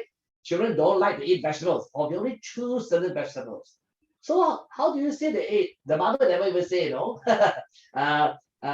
of course, it's what the science says, health and nutritionist says, have half portion of vegetable, what all the healthy plate, the MOE is suggesting. Then, but the Bible never say what. So again, there's no logic to it, but there is scientific evidence. So just like even I mentioned about hugging and all that. So the principle, so if you don't really have like say, even if the Bible is silent on the matter, what we do as Bible teachers is that we draw out the biblical principle. So is that, everything is permissible. Remember the verse in the Corinthians, but not everything is beneficial. So we say, okay, now it's okay if we don't eat all the vegetables, but the Bible tells us that our body is the temple of the Holy Spirit. We need to take good care of our body. In the same way, that's why you have to shower, after you dirty yourself, is what we call bodily hygiene, right? So the Bible also never talk about that, except of course in the Leviticus, some other areas. But generally speaking, taking care of our body. Of course, some may not want to brush their teeth, right? Or they forgot to brush their teeth when they're younger. So then again, you can tell the teeth actually is the longest, or the in our body, the one that can last the longest, all right, in the whole body. That's like your skeleton and all that, but the teeth is the strongest element. Correct me if I'm wrong, those of you who are better in this medical science than me, all right? So you can give them some of these answers, and when there's really no definite answer from the Bible, like I said, we draw on biblical principles that when God created us, He wants us to enjoy life. So the best we can do is to take care of ourselves, and we therefore need to have a healthy diet. But of course, a lot has got to do with our own godly example, right? So if you're somebody who thrives on drinking Coca-Cola, like I used to when I was younger, then you tell yourself you cannot take cold drinks, cannot take carbonated drinks, then they see you having Coca-Cola, enjoying yourself, So again, you're gonna say that I used to tell my children, I can control. I'm an adult. Then so wait till you're an adult. And I can tell you now, I suffered some of the consequences. Not everything gonna do with Coke, but I believe it is definitely one of the factors that has caused me to be diabetic. All right. So again, actions have consequences. This is something I think we need to tell our children or teach our children. Actions have consequences. So what kind of consequence do you want to have? And the Bible teaches us that we must make good choices that will lead to good consequences. So that, yes, like what Sister said, so that we actually can say, so that God is pleased. All right, I hope I answered that question. I will say that the person who answered asked the question, maybe you need to be more specific in your question. What do you mean by value that you can't explain, or it's not logical? To me, sorry? I'm still here. The question is mine. Oh, okay. Really, maybe you want to explain. It really is in regards to LGBT, because like your vegetable thing, right? There's a logical answer to it. It's scientific, it makes sense. But then when it comes to LGBT, right? I have students that ask me before that, for example, right, if you use the Bible verse that, God wants you to multiply, that's why it must be between men and women. They'll tell you things like, but there's really overpopulation. There's no need for it. Then what logic am I supposed to give to the person other than the Bible says so, Lord? Okay. Thank you for that clarification. Yeah. So let's say if they come with overpopulation, or even for that matter, malnutrition. So I think there's a logical answer in that there is actually non-equal distribution. So again, this is more than just one country. It's actually global. Just a global warming. I mean, we don't get that a lot here, although we're feeling a bit hotter these days. But there are some other countries got it worse. So therefore, the logical answer is actually that's why you have the UN, you have all this Go Green Society that are coming up. And therefore, we need to teach our children about the 3 R's. I mean, that's why our schools are doing that. Why do recycle, reuse, and reduce? I mean, and again, something like this that we have actually logical answers. So even if for LGBTQ, right? I mean, if they give the answer, oh no, there's overpopulation, and then no, actually, but like I said, for LGBTQ, I already mentioned, you can check all the Bible verses, you can Google that. God is clear on the practices. All right. Yes, we say God hates the sin and loves the sinner. It's usually like a cliche, and I think the people I would say on that side, or those who are more sympathetic, will say actually you all say only, but you all actually don't even accept them. So again, they may have your child, they have friends in school got 2 fathers, right? And then you get a shock, and you don't friend them, don't friend them. I think we have to learn to be accepting of them as human beings. And I think in our Methodist churches, there is a big task force that is going through all this, SOPs, what did they come into the church? What did they come into the Sunday school, And then they start to touch the boys, I mean, the boy touching a boy, that kind of thing. And what you do, you don't smack their hand, but, you actually observe, and then after that, you get to know the child, the parents, and then work together with the parents, all right? And of course, in this case, if the parents already know about it, then maybe if they're very liberal, then you have a different set of situation to deal with. But maybe the parents don't even know that the child, as young as maybe 10, 11 years old, may have that kind of attraction or that propensity, or the inclination. And that's why. Yes, one comment. Yeah. Yes.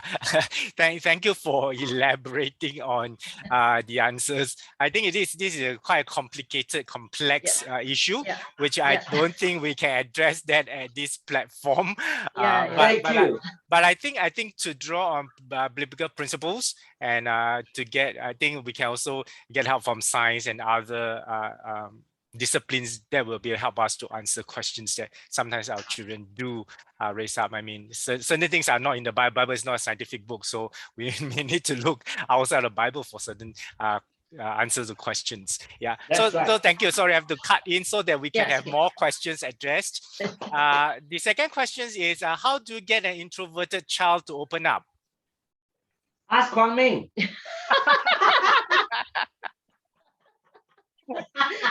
He just showed you, right? He was introverted. He is introverted, but he's become extroverted. Okay, now that's it there. Yes, help. But firstly, you need to ask yourself. I mean, if this is the home setting or school setting, Sunday school setting, which setting is this?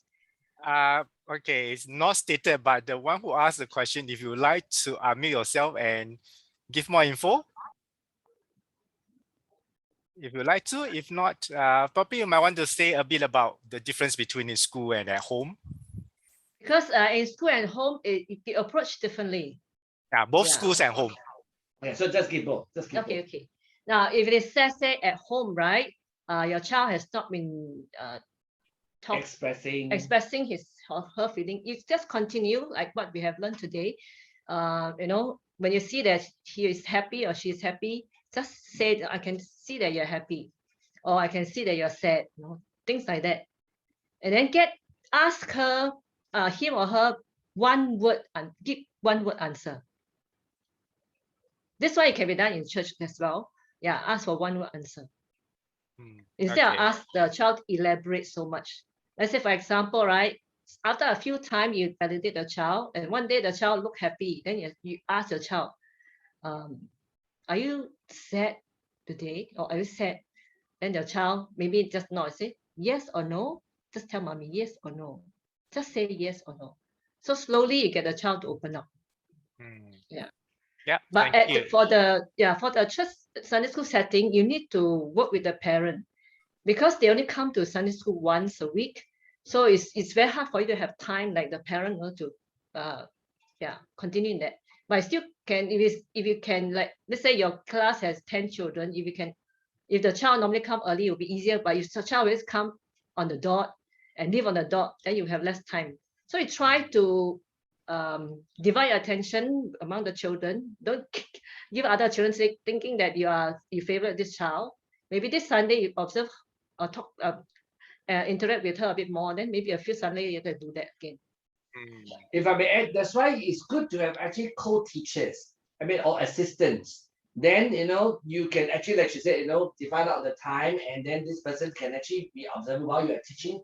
This person can observe. Quick one, we had one, all girls class, were 10 years old, we were both teaching them, and there was this particular girl, she is the silent person. She is really the introvert, right? And she will not even give one word answer. All she does most of the time is just nodding or turning her head and then just smiling every now and then. But you can see from her eyes that she was paying attention. Now, to fast forward, today she is a vocal trainer. Worship leader. Worship leader before that. Before she was vocal trainer, she actually was even an adjunct lecturer. She was actually lecturing in one of the polytechnics, right? Because of the subject that she studied at NUS. And she became it's from our church, became our church staff. 3 years. And you know what ministry she was doing? Worship and creative arts. She leads worship. She plays on the keyboard. She can play the bass guitar and lead worship at the same time. She writes songs. And then now she actually sings at the Esplanade and what have you. She sings at gigs and all that. You can Google her. She's Jojo Ong, Jocelyn Ong. All right. So, and some of you from Silver Boxes, you might remember that years ago we taught you all the song, Fight of Faith. She wrote that song. Okay, thank you. My wife says stop. Yeah, there's a bit more detail. Yeah, the other thing we did actually is like when you ask a question, right? She doesn't say, but she write. Yes. So you can get the child to write as well. Yeah. So from what I heard is like you start with validation of the feelings of the person, and then slowly help that person to start with small steps, like give one answer or write their answers to that. I think that's very helpful. Draw, right? Yeah, draw. if the child like drawing, you can draw. Okay. Next question. Anyone has any question? If not, let me ask this question. When we talk about love languages, right? A different one of us has different love languages. So how do I know that when I'm doing that thing, I'm not basing on my love language? Like if I like gifts, then I will keep giving gifts to the child because that's how I experience love. How do I be aware of that? That I actually speak the child's love language and not impose mine on the child. Yeah. So that's why we said that if you can go and do that questionnaire to find out this let's say really yours is an act of service, then your child is more a word of affection, right? Word of affirmation. Affirmation, sorry. Then you can just remember that yours and your child different. So when you approach a child, just remember your child like to hear what you say. More than receiving gifts from you. Yeah. So I know one church actually where they, in the church, as children's church, they actually got someone to come in to teach children in the primary level, primary 1 to 6s, about the 5 love languages, and then actually get them to do the quiz so that they actually find out the child's primary love language. So parents, you can do that with their child too. All right. And just to say, okay, now I'm going to test you. No, it's not about test. Let's have a quiz about how you feel that you will be most loved, and therefore let's do this quiz together. And you can also say, the mommy also going to do this, or teacher, I'm also going to do mine. And then you can actually ask, okay, let's see now. Let's like what I did just now in the quiz. You can say, okay, now among all the teachers, who do you think, or what do you think Teacher Caroline's love language, private love language is? Then they can guess, and so it can be made fun. All right. Yeah. So does a child's love language changes over time? And if it does, how do we monitor in a sense? Well, you can do that quiz, like maybe 3-4 years again. Yeah, if you want to make sure that the child may or may not have changed the love language. Usually, Or you can do it through observation. If you are familiar with the question, you can just you can go to the question and just observe your child. So when you do something to the child, the child like, not really receiving it well, it may not be that. In a normal day, not when the child is sad or angry, that you do that. This is when the normal day, your child is feeling okay, but you still do that. No, not please. Do that service, let's say act of service. But like your child not doing it well, so maybe the child has changed. Maybe his is changed to quality time. So yeah. But I ever counsel someone, but it's an adult. And all this while she thought that her love language was acts of service. But after I talked to her, she realized that actually more of time, quality time. Yeah. So it can change because she was trained from young to do a lot of things for people and she feel good doing for people. But yet, because as they go by, she didn't realize that it has changed to quality time. Yeah, thank you. So it does change, huh? I must check mine now. Especially after your sabbatical. Yeah, yeah, maybe it has changed after your sabbatical. Okay. Anyone has any questions? We have about a few minutes left. Yeah. So you have questions, do ask now. Right? If not, don't leave this session with the questions in your mind and then you will be thinking about it at night when you're about to sleep. Okay.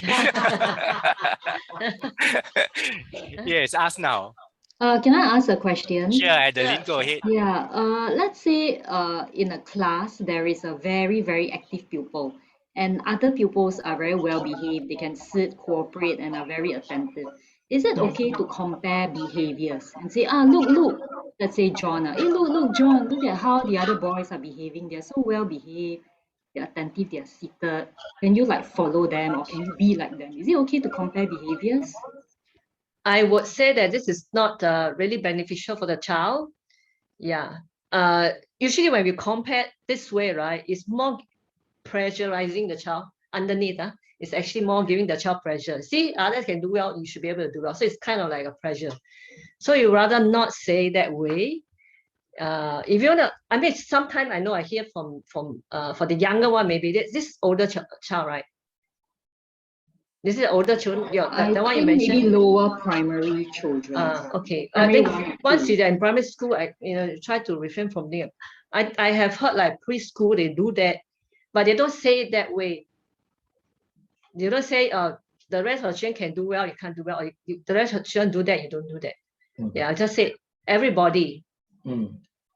Yeah, so I agree with Cynthia that you don't single out the child by name. All right. You can just say generally say, oh wow, no, so many of you are able to sit through and listen, and that's very good. So then the child who is not doing it, right, they say, wow, teacher is complimenting on the good behavior. And so that child actually knows it. All right, believe you me, they know that they're not, able to sit still and causing some trouble. So instead of, highlighting the child, so in a sense, okay, John, why can't you be like them?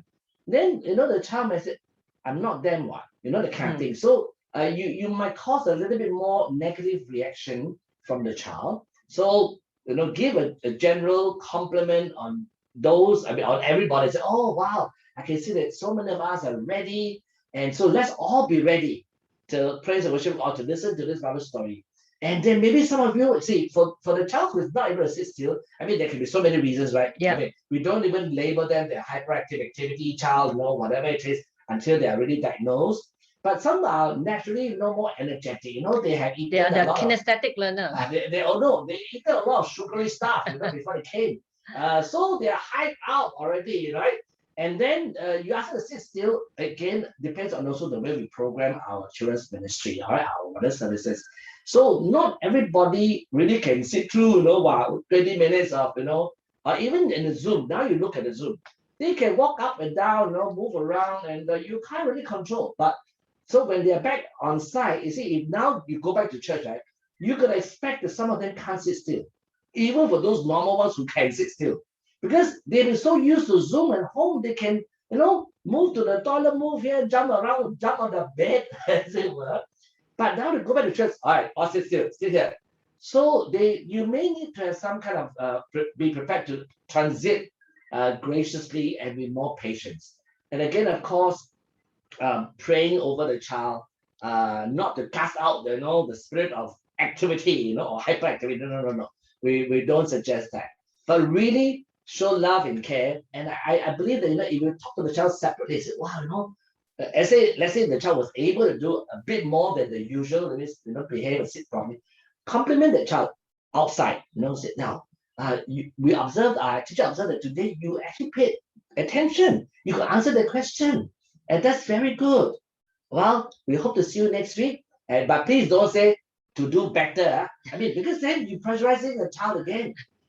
So there may be so many other factors that the child may not be able to do the same as this week. So again, let's remember, don't place our expectations on them. Yes, we can set the standard, but again, remember we are all human. All right. Thank you. I want to just quickly suggest that, because of COVID situation, children are cooped up at home. So when the children come back to church, right, can we have something like allow them to move about? It's very difficult. They'll be so cooped up, they want to move about. So have something, get them to be in a bigger space. I think PRMC have got bigger space, right? Have them move about because they need space. I'm not distancing issues, right? So they need to move about. Let them have some lively stuff going on, so that they will come here, also sit in school, also cannot move so much. So allow them to move. Yeah, a bit more. Yeah, I think children naturally more energetic, has more energy and needs to move about. Right? That's right. Yes.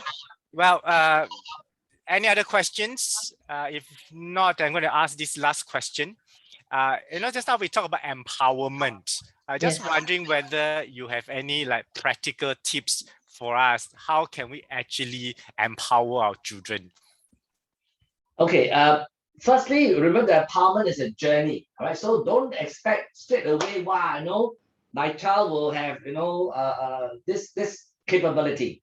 So it's really giving them the space. So a practical tip would be, let's say you notice or observe that, or the parent can tell, actually my child is able to do this.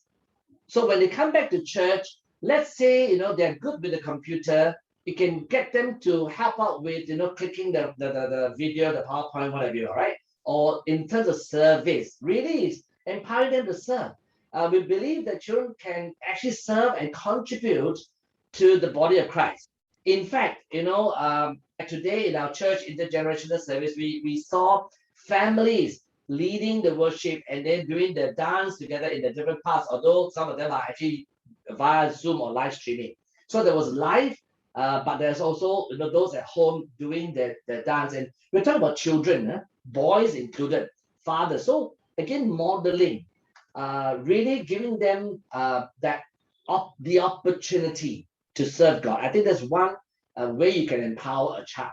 All right, because a lot of times they wait till they grow up first, wait till they go to the youth ministry, then we get them to serve. It's a bit too late sometimes. In fact, while they're younger, they can just even be the one carrying the offering bag, and then to say the prayer for thanksgiving of the offering. And even if you're doing Zoom, you can still use that. You can encourage a child. I know one church where whenever after the class is over or at the end, the teacher asks who would like to pray. You find that there's some of them who are so enthusiastic. And one of in this case is a girl. She's about primary 4. She is so concerned about the COVID-19 situation. Every time when she offered to pray, right, she will pray for COVID-19. And you know why? Because her mother is a nurse. You see, so again, it's tied in with the family background, and therefore empowering a child to pray and to serve. Thank you. Okay, I will say this way let's say for home setting, right? As young as your child, try to observe what your child is good at. I know some parents, preschool, they send them to all kinds of classes to find out. But it'd be good as a parent, observe. You can give your child different things to do, like drawing, dance, Then you observe whether the child is interested there, or even play piano, whatever. Yeah, but the child is interested there, and then you can move on from there rather than send them to so many classes and then they get so stressed up. They go to school, it's hard for them to concentrate. Yeah, so it's very important, even in church, you can observe what are areas that the child is good at. And you can also check with the parent. After you observe the child, maybe the child is good at, let's say, singing. Maybe you can get the child to do big backup worship, but now we can't. But I mean, talking about when we can. So you can ask the parent, we observe that your child like to sing. Maybe you can tell us more, so you can work together to help the child develop the singing skill, whatever, so that the child can serve in this area.